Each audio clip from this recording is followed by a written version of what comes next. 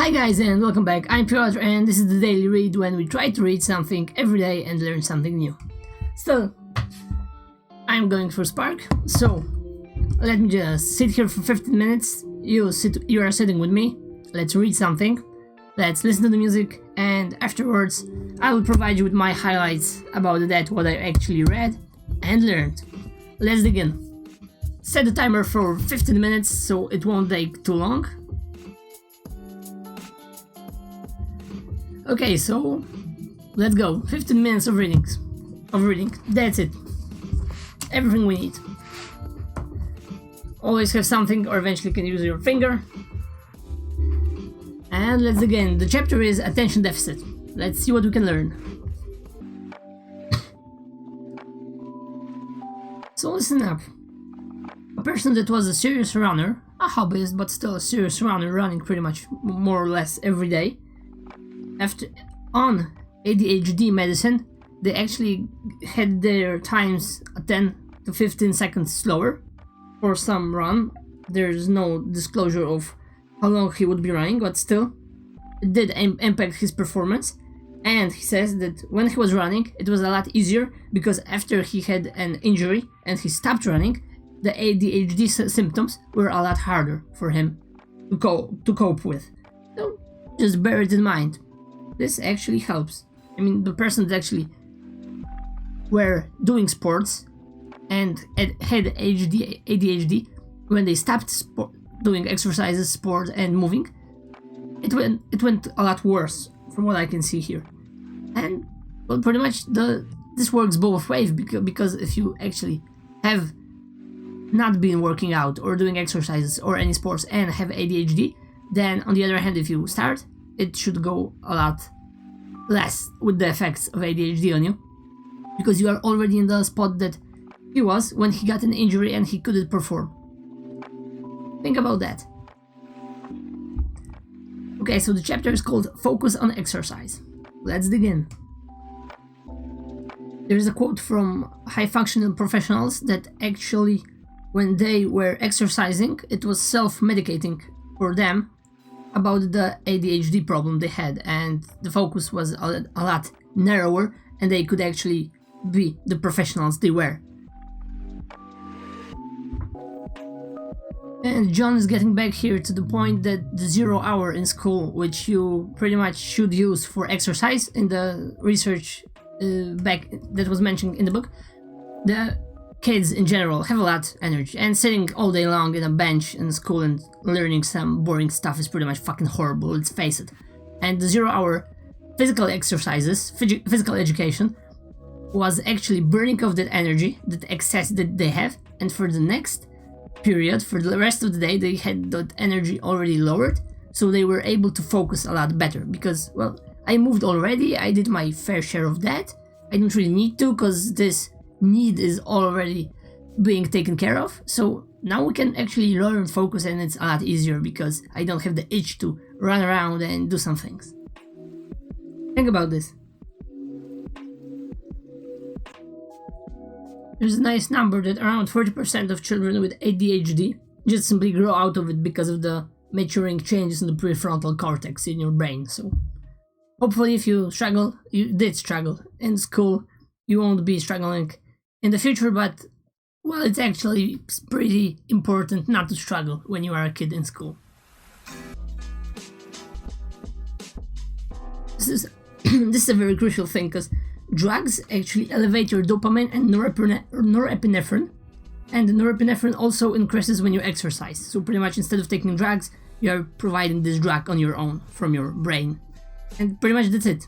You actually can self-medicate, more or less, by doing exercises. Of course, it's a lot easier to take a pill. You don't have to sweat, move, do anything, because let's face it, nobody likes to lift some weights or run around your block, whatever, but it helps a lot.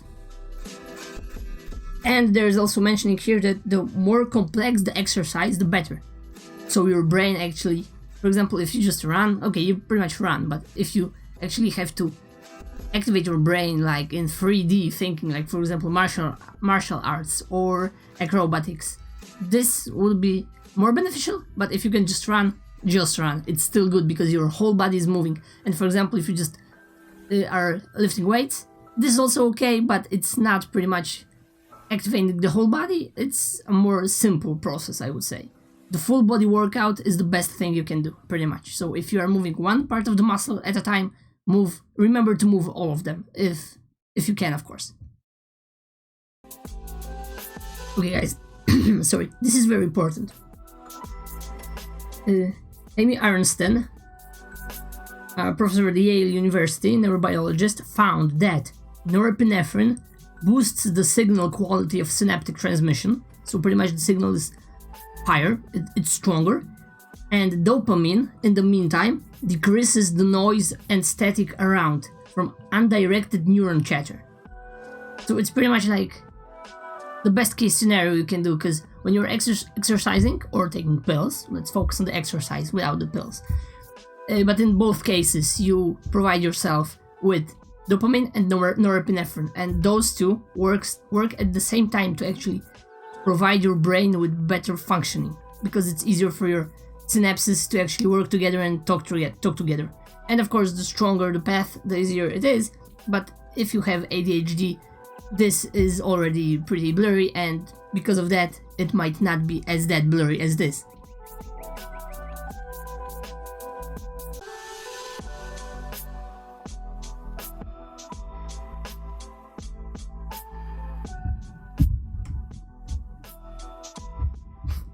And of course, it's not that easy. You can overdo it.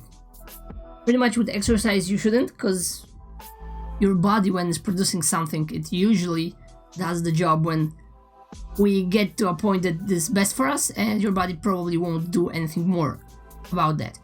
But if you, for example, take drugs and exercise additionally, there might be a U pattern. So at some point you're at the top, it's optimum, it's optimized, it's the best you can be, and going further actually decreases the effect.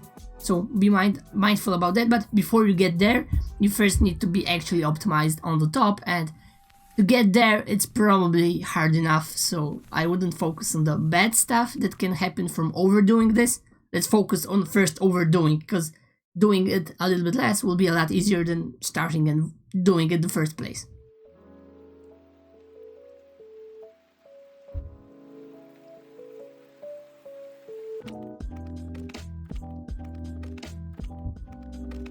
Okay guys, time's up. Thanks for tuning in, and let's go through the highlights. Sorry, not tuning in, not yet. Let's go through the highlights. What did we learn actually today?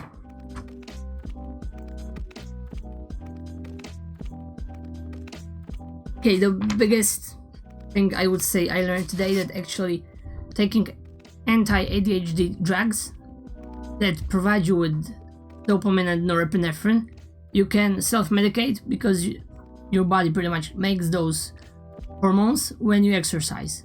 The dopamine is actually making the noise and the clutter signals between your neurons in your brain a lot lower, so the signal is clearer, and norepinephrine is actually boosting that signal, so it is, because it is then easier for that signal to actually pass through the routes that you want them to go, and not just turn somewhere around. And that's why you got ADHD, right? Because you are sending a message to your brain that, hey, let's focus on that, and suddenly this, I would say, impulse just is getting redirected to something else, because there is a lot of noise and the communication between those synapses is wrong, and suddenly you're focusing there, or maybe there.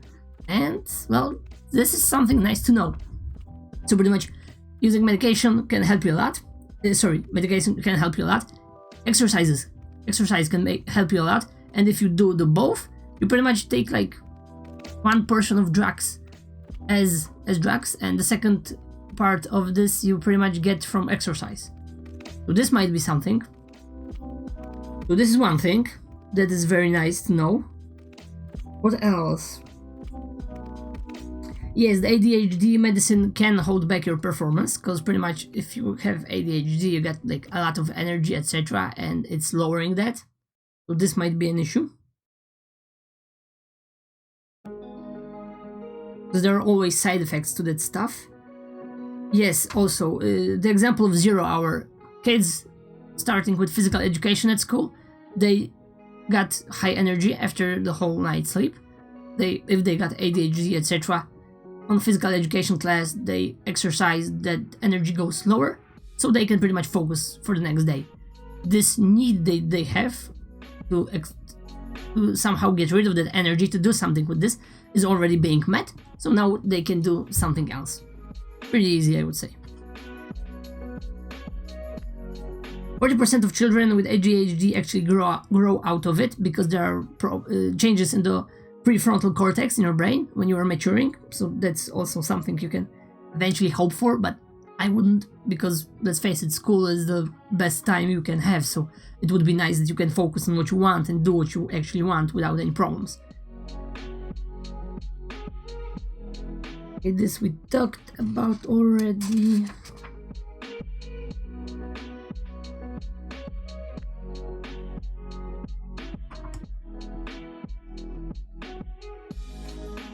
Okay guys, pretty much those are the highlights I would like to share with you, and that's it. Remember to read something every day, and see you later. Thanks for tuning in. Bye.